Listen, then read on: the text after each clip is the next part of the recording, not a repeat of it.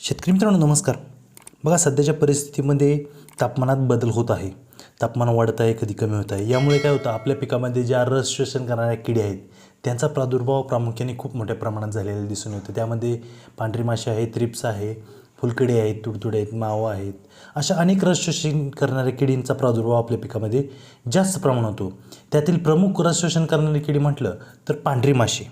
पांढऱ्या माशीवरती कंट्रोल करणं कमी वेळेत खूप मोठे महत्त्वाचे जिकिरीचे काम आपल्याला पाहावयास मिळते. शेतकरी मित्रांनो, पांढरी माशीविषयी माहिती घेत असताना आज आपण बघा पांढऱ्या माशीविषयीचा जीवनक्रम म्हणजे त्याचा जीवनक्रम अंड्यापासून ते प्रौढावस्थेपर्यंत कशा प्रकारे आपल्याला घडलेला दिसून आहे. त्याचबरोबर आपण नुकसान किती आपल्या पिकामध्ये होतं, त्यावरती आपण नियंत्रण कसे मिळवलं पाहिजे, त्याचबरोबर उपाययोजना कोणकोणत्या घेतल्या पाहिजेत जेणेकरून आपल्या पिकांनी पांढरी माशी येऊच नाही, अशी संपूर्णपणे डिटेलपणे आज आपण पांढऱ्या माशीविषयी माहिती अभ्यासणार आहोत. त्याच अनुषंगाने आजही आपण पांढरी माशीवरती कसा कंट्रोल मिळवला पाहिजे याची संपूर्णपणे माहिती आपल्या व्हिडिओमध्ये घेणार आहोत. शेतकरी मित्रांनो, पांढऱ्या माशीविषयी माहिती घेत असताना अंड्यापासून ते प्रौढावस्थेपर्यंत त्याची माहिती असणे आपल्याला आवश्यक आहे. बघा, पांढरी माशी ही अंडी अवस्था सोडून बाकीच्या ज्या सर्व अवस्था आहेत त्या सर्व अवस्थेमध्ये रस शोषण करण्याचे काम करत असते. शेतकरी मित्रांनो, जी आपल्याला डोळ्याला पांढरी माशी दिसत असते ती फक्त आपल्या पिकामध्ये 25 ते 30% फक्त नुकसान करताना दिसून येते. शेतकरी मित्रांनो, तुम्ही आता म्हणसाल की पांढरी माशी दिसताना मोठी झाल्यानंतर ती कशी का आपल्याला 25 ते 30% नुकसान देते. तर बघा, ज्यावेळेस पांढरी माशीची मादी आहे ती अंडी घालत असते, ती एका टायमिंगला 100 ते 150 अंडी त्या ठिकाणी घालत असते. शेतकरी मित्रांनो, 100 ते 150 अंड्यातून बाहेर नीप येतात. शेतकरी मित्रांनो, हेच ते नीप, ज्या नीपमुळे आपल्या पिकाचे जवळजवळ 70 ते 75% नुकसान आपल्याला झालेलं दिसून येते. हे नीपच आपल्या पिकातील पाने जे आहेत पानाच्या पाठीमागे राहून रस शोषण करताना दिसून येत असतात. बघा, इमेजमध्ये दाखवल्याप्रमाणे हे जे नीप आहेत हे पानाच्या पाठीमागे बसून 70% जवळजवळ आपल्या पिकाचे नुकसान किंवा त्या रोपाचे नुकसान आपल्याला करताना दिसून येतात. नीपमधून नंतर प्युपा अवस्थेत येतात. प्युपा म्हणजेच काय, कोशावस्था आल्यानंतर ते अडल्ट अवस्थेत 5-6 दिवसात येतात. म्हणजे अडल्ट अवस्थेत आल्यानंतर त्या ठिकाणी रस शोषण करताना रस आपल्याला त्या पानातून मिळत नाही, म्हणून काय होते, ती पांढरी माशी एका ठिकाणाहून दुसऱ्या ठिकाणी जाते.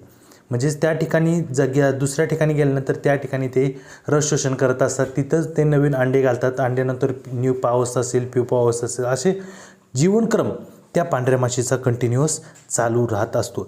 जर आपण त्या नीपला, अंड्यातून बाहेर येणाऱ्या नीपला जर आपण वेळीच जर प्रिव्हेंटिव्ह कंट्रोल केलं तर नक्की आपल्याला चांगल्या प्रकारे रिझल्ट मिळणार आहे. आपल्या पिकाची नासधूस पांढऱ्या माशीमुळे होणार नाही. शेतकरी मित्रांनो, त्यामुळे शेतकरी मित्रांनो, पांढऱ्या माशीचे आपल्याला प्रत्येक टप्प्यावरती नियंत्रण मिळवणे गरजेचे आहे. शेतकरी मित्रांनो, आता रासायनिक जे कीटकनाशक आहेत त्याद्वारे जर आपण वेळीच जर पांढऱ्या माशीचे नियोजन केले तर आपल्याला नक्कीच रिझल्ट चांगला मिळणार आहे.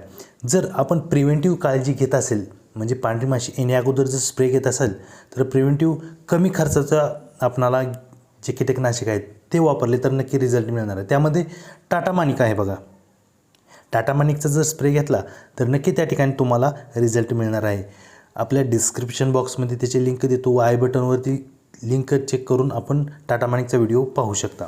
शेतकरी मित्रांनो, त्याच्यानंतर प्रिव्हेंटिव्ह काळजी घेत असताना ॲक्ट्राचा जरी आपण स्प्रे घेतला, कमी जर प्रिव्हेंटिव्ह असेल, म्हणजे पांढरी माशी थोडीफार दिसतच नसेल, प्रिव्हेंटिव्ह घेत असेल तर आपण नक्की ॲक्ट्राचा वापर करा, नक्की रिझल्ट मिळणार आहे. पुढे आपल्याला पांढरी माशी येणार नाही.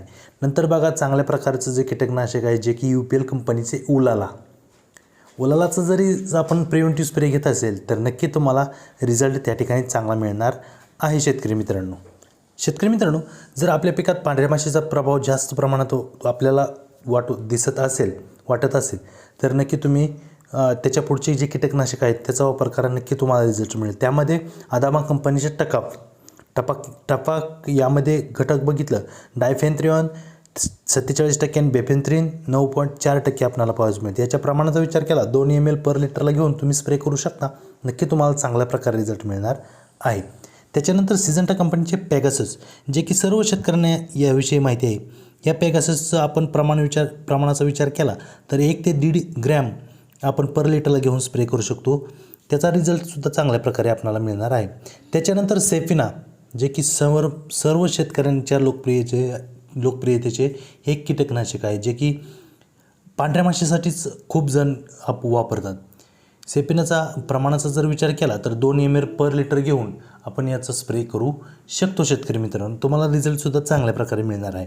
त्याच्यानंतर बायर कंपनीचे मोवेंटो ज्याच्या प्रमाणाचा विचार केला 2 ml पर लिटर घेऊन तुम्ही स्प्रे करू शकता. नक्कीच त्या ठिकाणी तुम्हाला चांगल्या प्रकारे रिझल्ट मिळणार आहे.